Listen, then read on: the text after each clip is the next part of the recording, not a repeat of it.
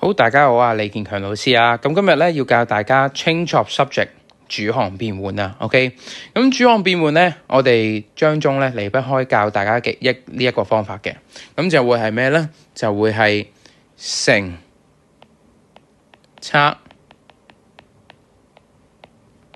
喐、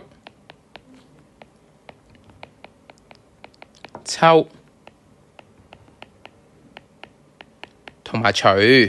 OK， 咁咧，我等間就會示範一下點樣可以用乘、拆、抽、除咧 ，OK， 去做到呢個嘅 change of subject 主項變換。OK， 大家記住先啦，我哋而家咧可以用呢幾個方法去做啦。OK， 咁好啦，咁我哋點樣用呢個方法去做咧 ？OK， 咁就首先咧呢個題目咧要我哋而家做咩 change of subject 咧？我哋要將個 D 做主項啊。OK， 唔知大家見唔到？我哋要將呢個 D 做主項。咁點樣可以令到個 D 做主項咧？第一，我哋如果見到有分數咧，我哋第一步要做嘅咧就係乘走啲分母去。咁你會話點樣可以乘走啲分母啊？其實好簡單嘅啫，你見到分母有啲咩就乘啲咩去就得噶啦。而家咧我見到分母啦係有 B 同埋有 D， 咁所以咧我會選擇左手邊乘翻個 BD。咁啊，同時咧俾個大括號包住佢啦。同時咧，我哋都要下意識咧，將 BD 咧乘翻喺右手邊，因為我哋知道呢個係咩嚟㗎？呢個嘅等於就好似一個天秤咁樣啊。如果你將 BD 抌落去嘅話，就好似將一個袋抌落去天秤嗰度咁樣。你為咗咧去保持個平衡咧，你都需要將右手邊咧擺個袋落去㗎嘛，係咪啊？咁所以我左右咧都會擺個 BD 落去嘅。咁啊，第二步啦，呢個第一步我哋做乘啦，係咪啊？乘咧。sorry 啊，應該咁樣寫。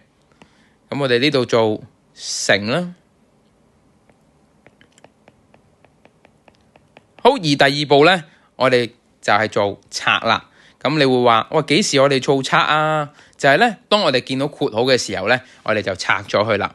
同學，你見唔見到啦？而家個括號係呢個位㗎。OK， 咁所以咧，我哋可以將 BD 咧乘入去每一行。乘嘅時候咧，如果我哋中間係有減號嘅話，即係代表呢度有兩項的話，係需要將 BD 咧乘入去每一行度噶。OK， 好啦，首先我哋睇呢一格乘入去呢個度先，你會見到咧，我哋將 BD 乘入去的話，你會見到其實咧，我哋個 B 咧係會弱咗嘅。OK， 而如果你將呢一格乘入去呢個度嘅話，佢會變成減BD 乘以 C over D， 咁你亦都會見到咧個 D 係會弱咗減嘅。OK， 咁而右手邊都要照寫翻啦，4個 BD。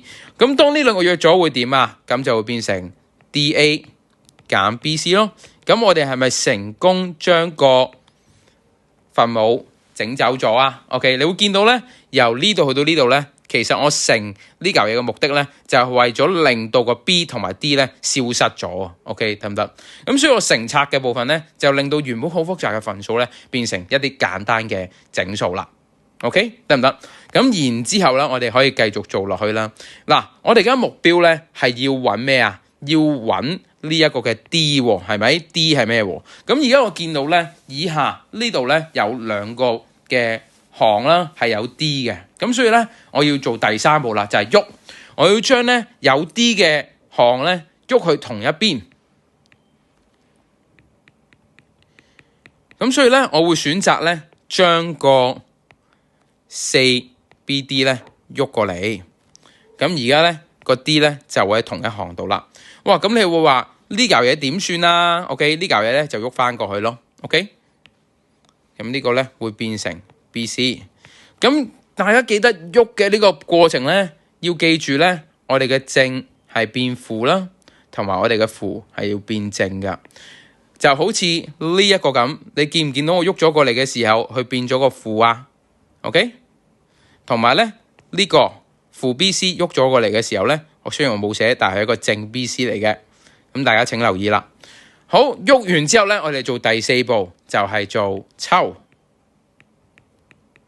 抽咧，當然我哋要抽咩出嚟啊？就係抽我哋嘅主角 D 出嚟啦。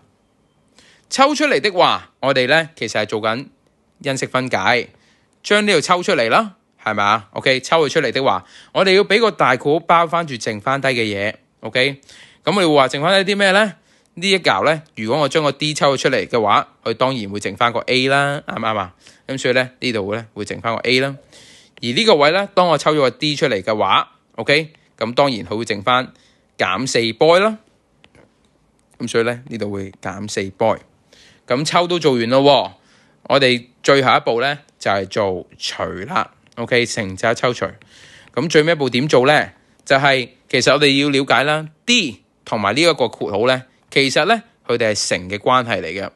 如果要將呢嚿嘢抌過去咧，我就要做相反嘅事情，就即係將佢抌過去俾人除啦。OK， 咁所以咧，最後一步好簡單，我哋只係需要將啦個括號咧抌落去俾佢除咧，咁就已經搞掂噶啦。OK， 咁如果你係想再做得簡潔啲嘅話，呢個括號當然都係唔需要啦，係咪？因為個括號其實已經冇佢嘅作用啦。OK。得唔得？咁咧，我哋就做完乘拆喐抽除啦。好，如果你有咩問題嘅話，可以歡迎去問你哋數學老師啦，或者問我啦。今日主項變換嘅講解到呢度，再見。